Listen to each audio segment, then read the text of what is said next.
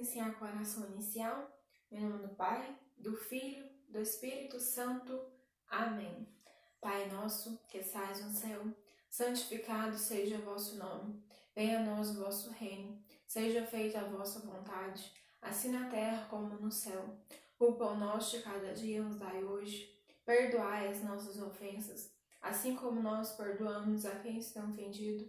E não os deixeis cair em tentação, mas livrai do mal. Amém. Ave Maria, cheia de graça, o Senhor é convosco. Bendita sois vós entre as mulheres. Bendito é o fruto do vosso ventre, Jesus.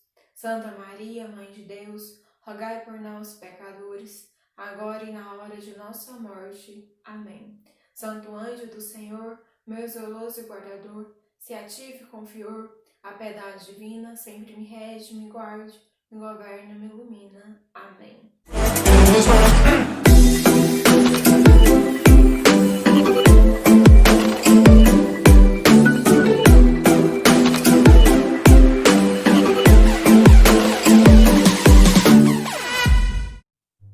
Bem, pessoal, o tema da nossa catequese de hoje é o seguinte: que o Senhor dirija aos vossos corações para o amor de Deus e a paciência de Deus. Deus nos ama de forma incondicional. Prova disso é que Ele entregou o seu único Filho para ser crucificado na cruz, para que os nossos pecados fossem perdoados. Ele também tem uma grande paciência. Ele nos espera que a gente se arrependa verdadeiramente dos nossos pecados e nos perdoa. Ele também nos ensina que devemos ter paciência e amor com o próximo. Paciência é uma virtude muito importante e não é fácil, de você ter essa paciência. Nós devemos pedir a Deus que Ele nos dê essa paciência. A paciência, que é uma virtude divina, a paciência para saber lidar com os nossos pais, com os nossos irmãos, com as nossas famílias, com os amigos próximos, da gente. Nós devemos também perdoar essas pessoas, perdoar elas quando for necessário. Isso é uma prova de amor. Afinal de contas, Deus nos perdoa porque nos ama e devemos perdoar os nossos irmãos como forma de amor aos nossos irmãos e a Deus.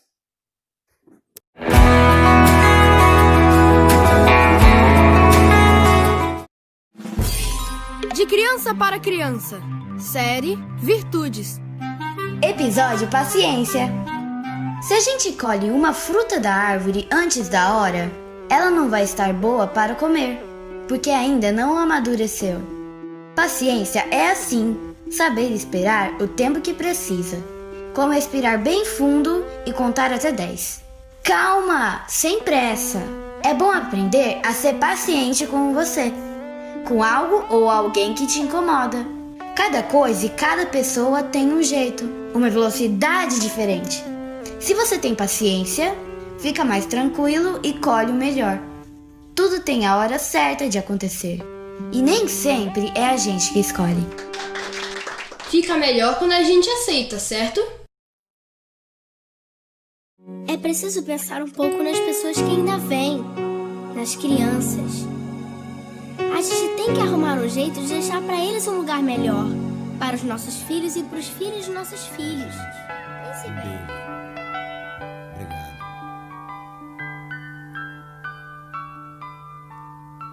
Ontem um menino que brincava me falou: hoje é semente do amanhã.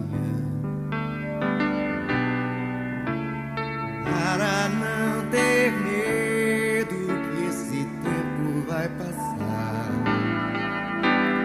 não se desespere, nem pare de sonhar. Nunca se entregue, nasça sempre com as manhãs. Deixe a luz do sol brilhar no céu do seu olhar. Fé na vida, fé no homem, fé no que virá. Nós podemos tudo,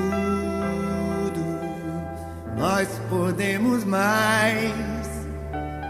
Vamos lá fazer o que será.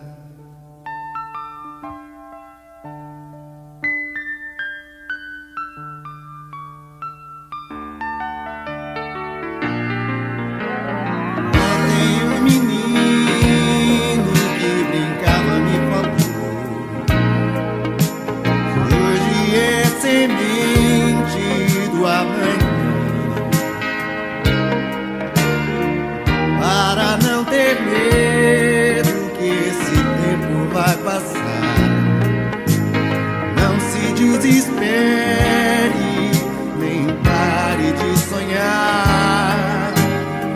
Nunca se entregue, nasça sempre com as manhãs.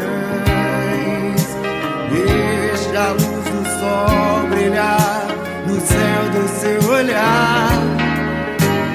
Fé na vida, fé no homem, fé no que virá.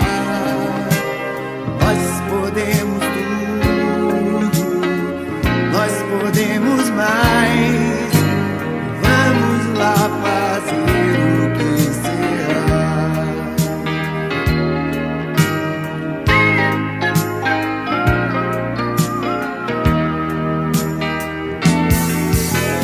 Fé na vida, fé no homem, fé no que virá. Nós podemos tudo, nós podemos mais. Vamos lá fazer o que será. Fé na vida, fé no homem, fé no que virá.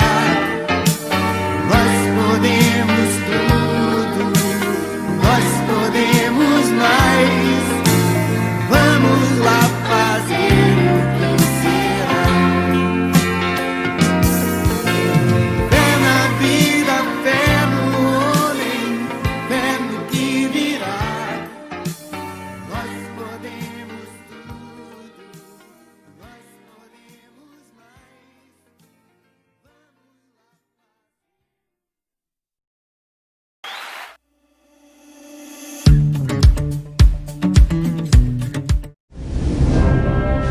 O Cantinho da Criança apresenta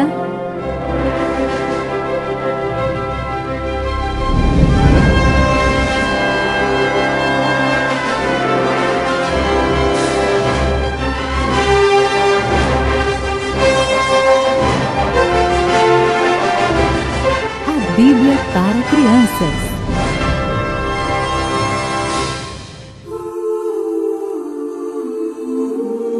José do Egito. José, um dos filhos de Jacó, costumava cuidar do rebanho junto com os irmãos. Um dia, quando estava com 17 anos, José teve um sonho, no qual todos os seus irmãos se ajoelhavam diante dele. Os irmãos ficaram com raiva e inveja de José, pois achavam que José era o filho preferido e que queria mandar neles. Um dia, Jacó chamou José e disse: Vai encontrar seus irmãos que estão cuidando do rebanho e me traga notícias. E ele obedeceu. Ao verem José se aproximar, os irmãos dele começaram a pensar em um plano para matá-lo. Ouvindo isso, Rúben tentou salvar da morte o irmão, dando a ideia de jogarem José num poço fundo, pois assim ele teria alguma chance de sobreviver. Quando José chegou, os irmãos arrancaram as roupas dele e o jogaram no poço. Mas um grupo de ismaelitas, um antigo povo daquela época, estava passando perto de onde se encontravam os irmãos de José. Judá percebeu os ismaelitas se aproximarem e disse aos outros irmãos: Não, José é nosso irmão, não podemos matá-lo. Vamos vendê-lo como escravo para os israelitas. Os irmãos concordaram, e assim José foi vendido para os ismaelitas. Então pegaram as roupas de José, sujaram com o sangue de uma cabra e contaram para o pai que José tinha sido morto por um animal selvagem. Jacó, quando recebeu a notícia, chorou muito a morte do filho. Os ismaelitas partiram, levando José. Quando chegaram ao Egito, José foi novamente vendido como escravo. Deus, que estava vendo o sofrimento de José, deu a ele um dom especial, que era a capacidade de explicar os sonhos das pessoas. Um belo dia, o faraó, que era o nome que recebia o rei do Egito, teve um sonho complicado e pediu para que várias pessoas tentassem explicar o que ele havia sonhado. Ninguém conseguiu. Um trabalhador do palácio contou ao faraó que José sabia explicar os sonhos. Então o faraó mandou chamar José. José disse ao faraó: É Deus quem vai dar uma resposta para você e não eu. O faraó contou o sonho que tinha tido. José, inspirado pelo Senhor, começou a explicar. Com esse sonho, Deus está mostrando que durante 7 anos haverá muita fartura no Egito, mas depois virão 7 anos de muita fome. O faraó, vendo que por intermédio de José, Deus havia revelado todo o seu sonho, deu o cargo de governador do palácio a José. Então José, na época, com 30 anos, se tornou governador e percorreu todo o Egito, aproveitando os 7 anos de fartura. Fez com que a terra se transformasse numa grande plantação e tudo que colhiam era armazenado em grandes celeiros, pois era preciso se preparar para os tempos difíceis que viriam pela frente. Chegou o período da seca que o sonho do faraó havia previsto. Por 7 anos não choveu em toda a região. Houve então uma grande fome. José, que tinha bastante alimento estocado, começou a vender comida para todos os que procuravam, pois a fome tinha se espalhado para além do Egito. Vários estrangeiros vinham comprar trigo de José. Jacó, o pai de José, soube que no Egito estavam vendendo alimentos e mandou que seus filhos fossem até lá comprar. E os filhos foram, menos Benjamim, que era o mais novo. Quando chegaram lá, se ajoelharam diante de José. Eles não perceberam que era José, mas José reconheceu todos os irmãos. José se lembrou do sonho que tinha tido, muito tempo atrás, o sonho em que os irmãos apareceriam ajoelhados diante dele. Então José teve uma ideia, armou um plano e disse: Todos vocês são espiões. Eles negaram e contaram toda a sua história. Falaram sobre o pai, o irmão mais novo e até do irmão que havia sumido, que era o próprio José. Então José disse: Quero que um de vocês traga a mim o irmão mais novo, que está com o pai de vocês. Enquanto isso, os outros ficarão presos aqui. Depois de 3 dias, ele acabou libertando os irmãos, vendeu a eles os alimentos e manteve preso apenas Simeão. E os demais irmãos saíram em viagem para buscar Benjamim. Quando chegaram em casa, contaram a Jacó o que estava acontecendo. O pai ficou com muito medo de perder também Benjamim. Judá prometeu ao pai que iria trazer de volta o irmão caçula. E todos partiram novamente para o Egito, para levar Benjamim e buscar mais alimentos. José, ao ver seu irmão Benjamim, correu para o quarto para chorar. Voltando até a sala, convidou seus irmãos a almoçarem com ele. Sentaram todos à mesa para comer com José. Então José deu ao seu mordomo a seguinte ordem: Coloque em sacos o máximo de alimentos que eles puderem carregar, e também o dinheiro trazido por eles. E na sacola de Benjamim, coloque minha taça de prata. Ao amanhecer, os irmãos se despediram e partiram. José esperou um tempo e mandou que o mordomo fosse procurar a taça de prata. Ele alcançou os homens e disse que a taça de seu patrão havia sumido. Eles deixaram que o servo procurasse a taça e levaram o maior susto quando ela foi encontrada na sacola de Benjamim.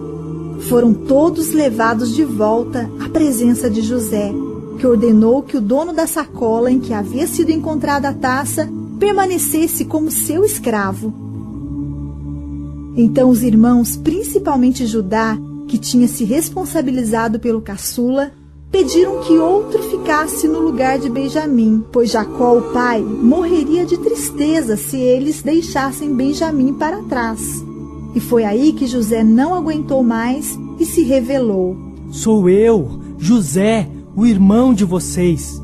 Depois abraçou Benjamim, o caçula. José mandou que eles buscassem toda a família para morarem no Egito, e eles partiram. Quando os irmãos chegaram a Canaã, contaram a Jacó que José não tinha morrido, que ele agora era o governador do Egito e queria que todos fossem viver lá com ele. Jacó ficou muito feliz. Toda a família arrumou as suas coisas e foi para o Egito para viver com José. José, ao ver o pai, correu para abraçá-lo e beijá-lo. Foi contar para o faraó. Minha família chegou para morar comigo aqui no Egito. O faraó disse a José: entregue a melhor terra para seu pai e seus irmãos morarem. E por muito tempo, Jacó e sua família viveram no Egito. Quando morreu, Jacó, que também era conhecido como Israel, foi enterrado em Canaã. O tempo foi passando, e as famílias de José e de cada um de seus irmãos, de tão numerosos, acabaram se tornando tribos. Foi assim que nasceram as 12 tribos de Israel, pois todos eram filhos de Israel, também conhecido como Jacó. Quando já estava bem velho, José chamou os irmãos e disse: logo, logo vou morrer, mas Deus irá cuidar de vocês e dar a vocês a terra prometida a nossos antepassados, Abraão, Isaque e Jacó.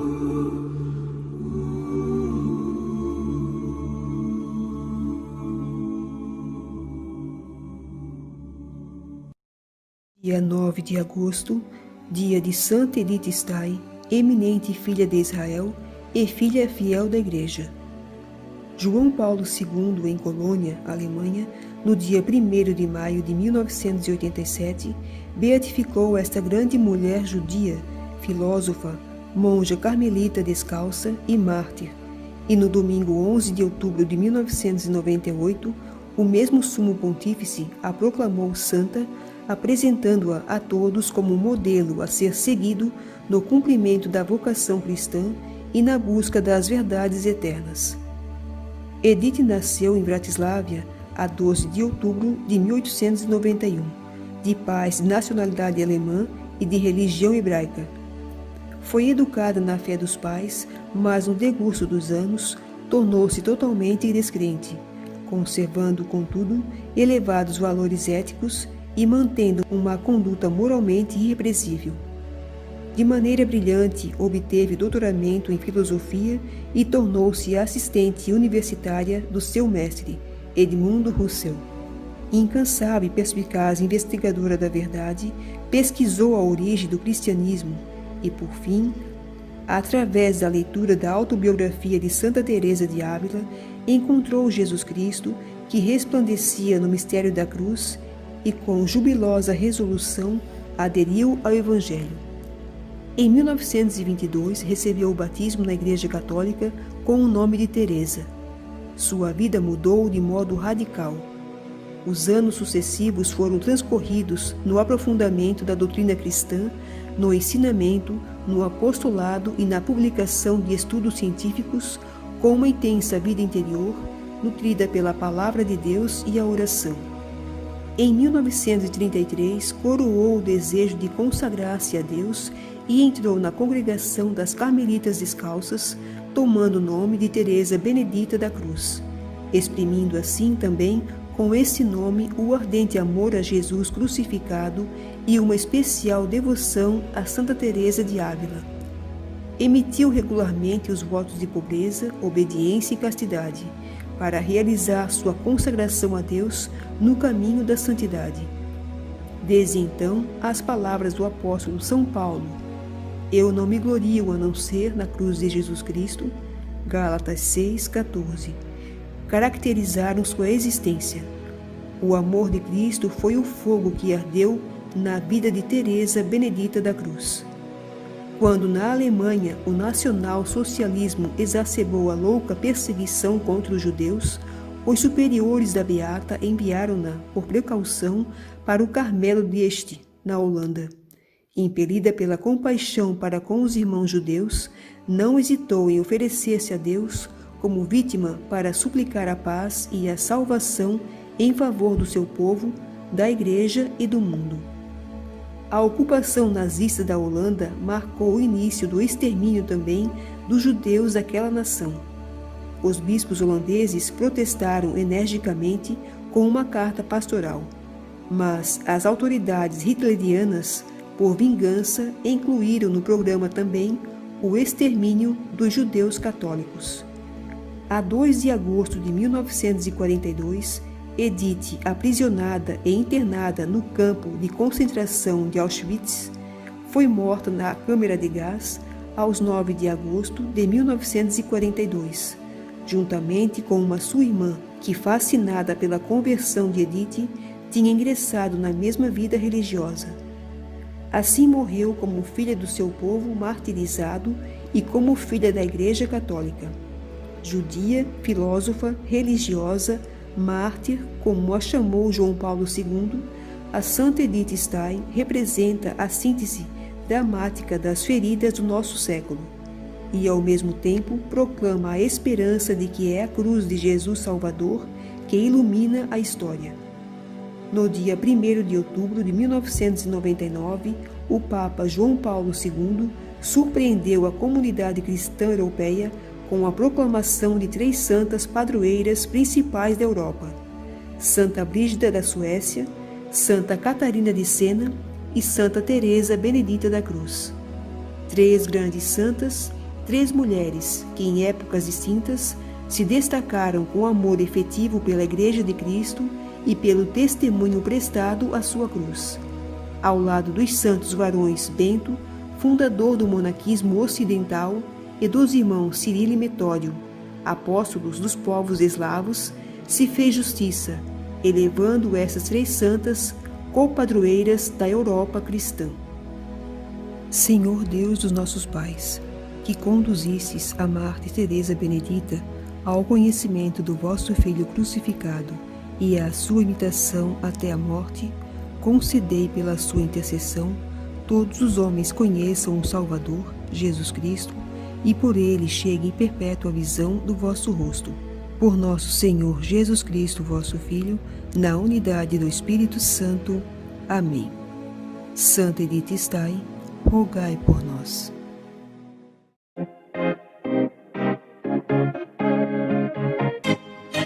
Gente, eu quero que vocês façam um resumo do que vocês entenderam e desenhem a história de José.